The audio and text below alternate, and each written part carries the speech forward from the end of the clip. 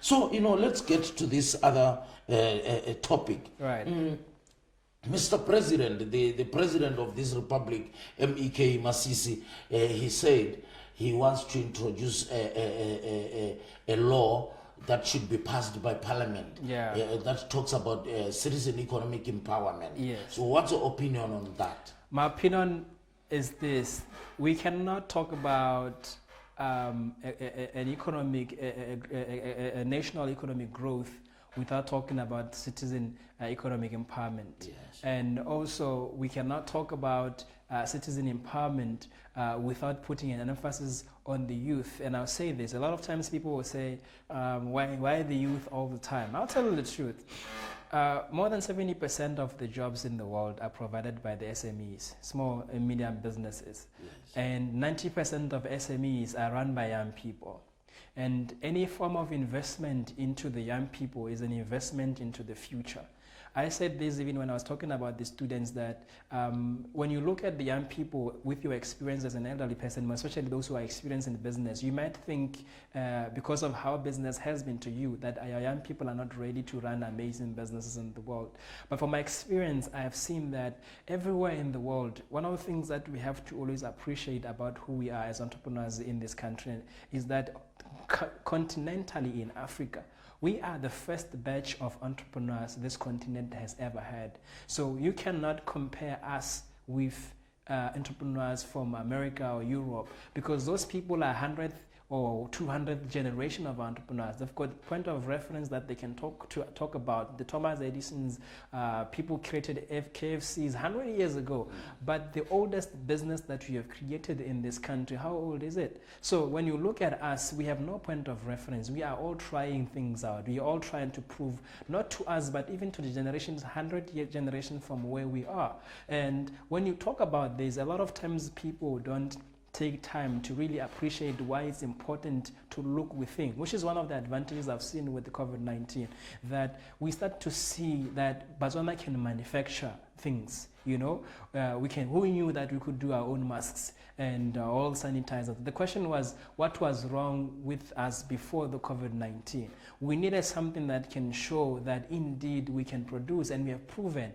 And when we come to cement this in the law, to say we need to empower our own entrepreneurs. We need to be able to buy from our own entrepreneurs. One of the ladies I interviewed on the show, she's in agriculture. She said that Botswana does not have a production problem.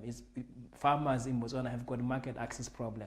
A lot of farmers all around the country are not able to take their food, their produce everywhere. So when we don't see Botswana produces on the shops, a lot of people think that Botswana cannot produce. But the truth of the matter is all the produce that most Botswana farmers can do does not reach the shops. Why? So it's very important to put a law, because when you talk about big businesses bullying small businesses, it always sounds like an under tree type of conversation until you see the reality of it. What are the policies that are on the ground when you are an entrepreneur, small businessman, wanting to put your products on the shop? And what happens when your cost of product, when you go deeper into how most people do transfer pricing to push other businesses out?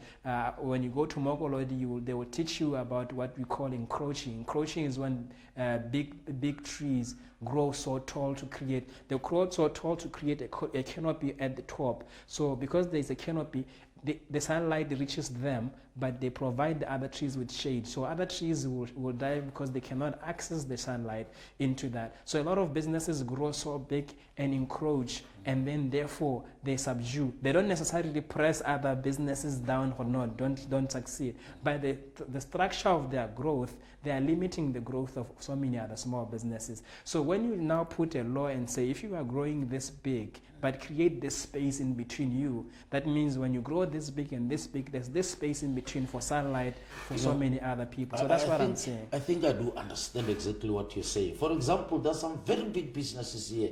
Could be a businessman, a business guru, who is also selling, chicken intestines. Exactly. He's selling, minoto. You see, just imagine. But the very same person is even selling cars. Yeah. So who is he's not leaving space for somebody to can sell do that. those other small things. Yeah, so to see a law to say this yes. form of businesses for young people or Yes. for citizens, that is an amazing thing. Because look, every industry, no matter how big, always have sub-industries around it. Yes. So for every big contract, there's an opportunity for a subcontract. Yes. So you cannot have a big guy on the big contract and have another big guy on a subcontract. Yes. So I am not saying, like in many countries, people will push away most big businesses. It's not necessary. What we have to do is to create a structure that allows the growth of big businesses to create a platform around their value chain. Like if you are into certain form of business, there's transport in the value chain of it. Young people can do that. There's production, there's car washes, there's all of that around it. Outsource. Yes, So to make it a law, to make sure that every value chain has got a young business in it, it's a very important thing that I feel I agree with the president that this is necessary. Yeah, I do get what you're saying, but let's get to this one. Yeah. Kana, you've been talking about the population of the youth and that many businesses, SMEs, are for the youth. Yeah. So when you look at our country, how is the contribution of the youth in the business sector? I will be honest with you. A lot of youth are contributing a lot of creativity. Yes. Yeah, because when you talk about the business, let's know that there's entrepreneurs, people who run businesses. There's intrapreneurs, people who work in businesses. Yes. They are selling their skills and ideas in the corporate world, and then there are those who sell their ideas and enterprise them for others to also work in this. So I'll tell you, most of the creativity that we've seen, like for example, comedy is shaping our businesses. Every business these days, they don't create adverts to take to TV. They go to the young comedians to do that. Let's talk into almost every space right now. Young people are leading, and when you talk about hospitality, we've got names that we can mention. We talk about movies, we've got names. So Botswana is no longer that Botswana where young people were trying to do things. We are in the Botswana where young people are doing the things. And these are people that even Forbes, you've seen names on the Forbes under 30. You know, we've got Botswana, 4 of them, with great businesses that are equally able to contribute such big jobs and such big stories and impact in the country. So I wanted people to know that the Botswana you thought we were is no longer here. The young people who thought we were, we are no longer those young people.